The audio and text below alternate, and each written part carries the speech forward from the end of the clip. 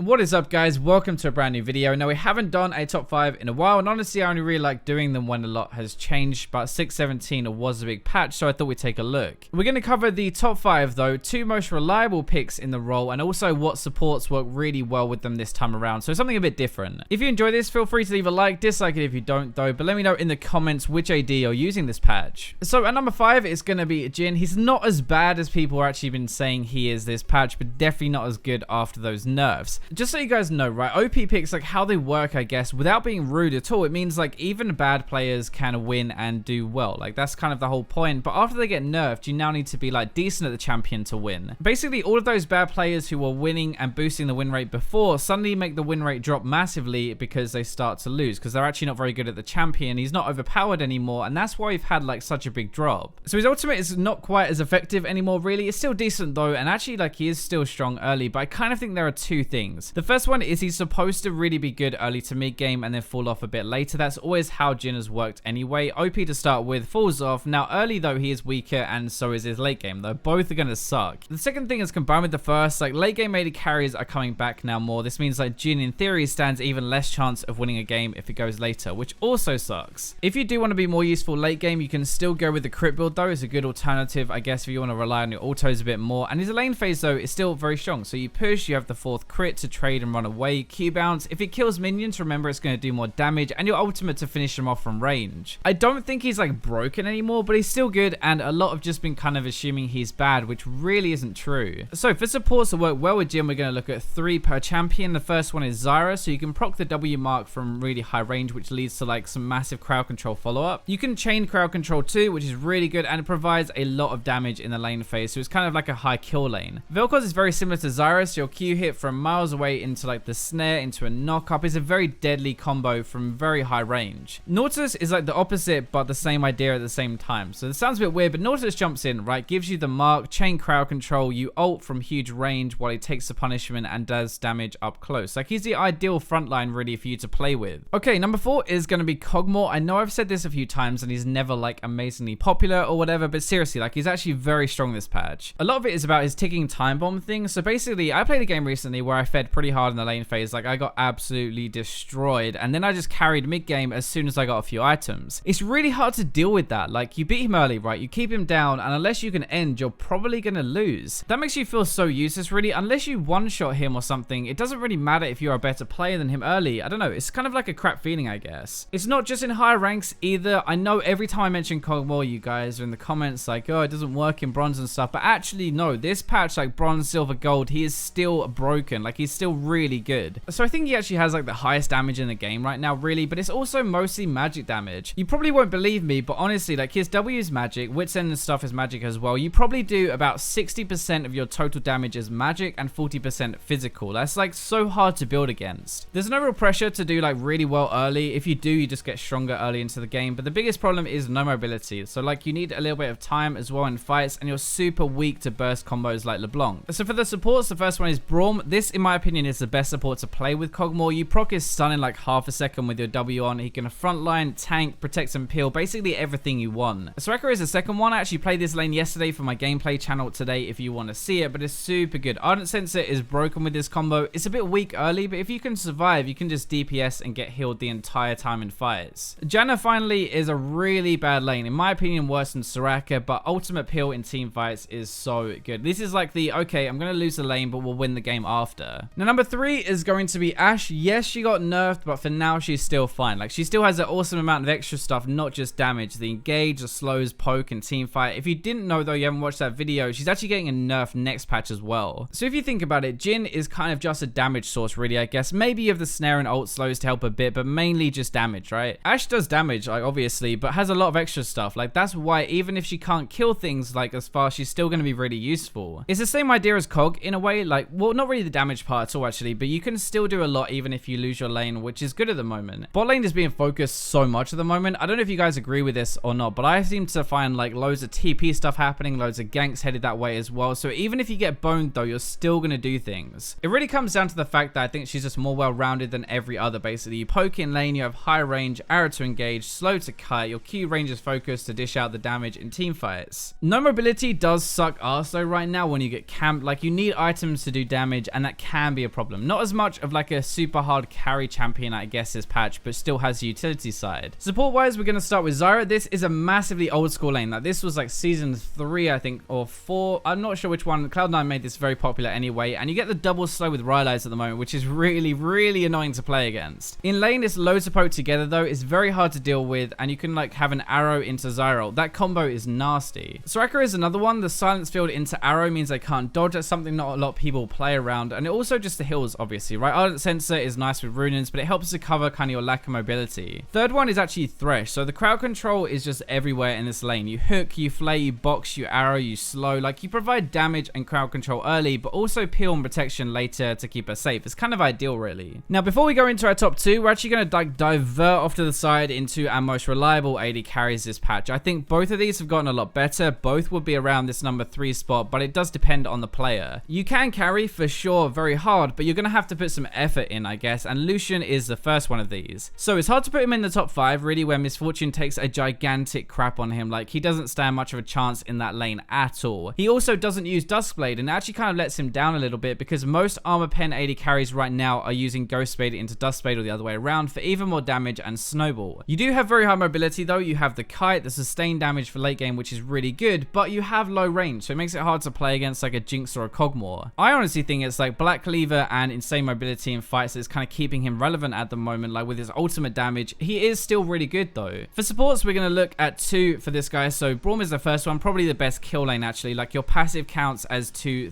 things for Braum's stun, so it's very easy to proc it. He's easy to play with this lane, effective and good at kind of every stage in the game. Sona is the other one, which is less popular, but Lucian can basically do all the work in the laner phase where Sona isn't as good, I guess. Then Sona kind of kicks in a bit more in team fights where Lucian falls down a bit. Basically, with this lane, like, you even each other's power points out. It's very balanced throughout the game. Ezreal fits into the general game at the moment really well, I think, so he's like the safest pick you can really have. There are loads of threats around like Hecarim or Yasuo or whatever, but you can dodge their main damage and be fine. So you're okay early. You have a decent mid and late game as well. Basically like the Ahri of bot lane, if you want to think of it like that. You can't really go wrong with picking Ezreal. Blue build is also very cheap, so it means he becomes like relevant quite early into the game, especially if you get that tier stacking, and I guess the new skin actually has made him immensely popular, so you'll see a lot of bad Ezreals around, but he can definitely carry quite hard if you're good with him. Now for supports, there are loads of different things to work with Ezreal because he's quite well rounded, but these are 2 of my favorites. Zyra is insane poke. This is like my go-to kill lane, I guess. It's very hard to play against these 2, and if you push actually and get people under tower, they are basically like screwed. Like, it's a very high chance to kill people here. Nami is my personal favorite. This is kind of a personal thing. I love Nami anyway, but this is one of my favorite lanes like out of any AD carry. Nami E is going to proc on your Mystic Shot, so it gives you some slow even before your Iceborne Gauntlet, bit more damage. Her bubble sets up guaranteed ultimate damage, and she provides a lot of sustain and crowd control. Okay, those are my 2 reliable ones though. Let's get back to our actual top 5 now. I guess we probably should do that. If you wanted a recap, by the way, 5 was Jhin, 4 was Cogmore, 3 was Ashe, and now number 2 is Misfortune. So she replaced like Jhin as the best kind of Korean build user, I guess, if you want to call it that, like the Duskblade procs on your Q, which is actually really dumb. So if you have Ghostblade and Duskblade together, right, and you get a Q crit like with the Duskblade, you might actually one-shot them. I mentioned her once this week, I think, already, and some people say that she just sucks and stuff, but it's really like she is the average AD crusher. It sounds kind of weird, but any AD carry who isn't super strong right now gets ruined by Misfortune. She can just force fights and abuse them so easily. That is why she's number 2. Against like Ashe, Cogmore, and Jhin, she has okay win rates, but versus almost everybody else, she's broken. The ultimate is kind of like keeping her relevant throughout the game. I will say though, mid game, I don't think she's that amazing. Like early, sure, then waiting around for a bit for like 3 items, then insane again. But if you have any form of crowd control to keep them in your ultimate, it's so easy. Support wise, we're really looking for crowd control. So the first one, Leona, like that is a crowd control we need. Ultimate into your ultimate is great. Huge damage as well. Very easy to get kills with her. Like, it's so simple. Nautilus, I think actually kind of right now in this patch is Leona 2.0 really. I guess more crowd control, probably more damage, and more annoying, that's for sure. Like, you can Q, ult, passive, auto just to lock them in place while Misfortune ultimates. Blitzcrank just plays around how strong she is early, and the damage between the 2 of them is more than enough to secure kills. That is very simple. Just hook someone and you're going to burst them. So finally, no real surprise here. Jinx is my number 1, and I do actually think she's way too overpowered, honestly. So it's almost a 20% play rate, right? But the number 1 win rate still as well. Like, those 2 together is ridiculous. She's literally replaced Jhin and Ashe. That was what they were last patch, and now she's the same problem. She's basically a hyper carry who can do really well early. That's basically it. That's why she's overpowered right now. You have good damage damage, especially with Fervor adding up so fast. Your passive, your rockets, your ultimate does more damage. Now, if you can get kills early, then you have too much damage and nobody can deal with you. Once you get ahead as well, like your passive means they can't escape you. You can mop up kills. She is still good late game and stuff, but it's actually the early part of the game that is making her have such a high win rate. How good she is at killing objectives like Dragon and stuff with her minigun, tower killing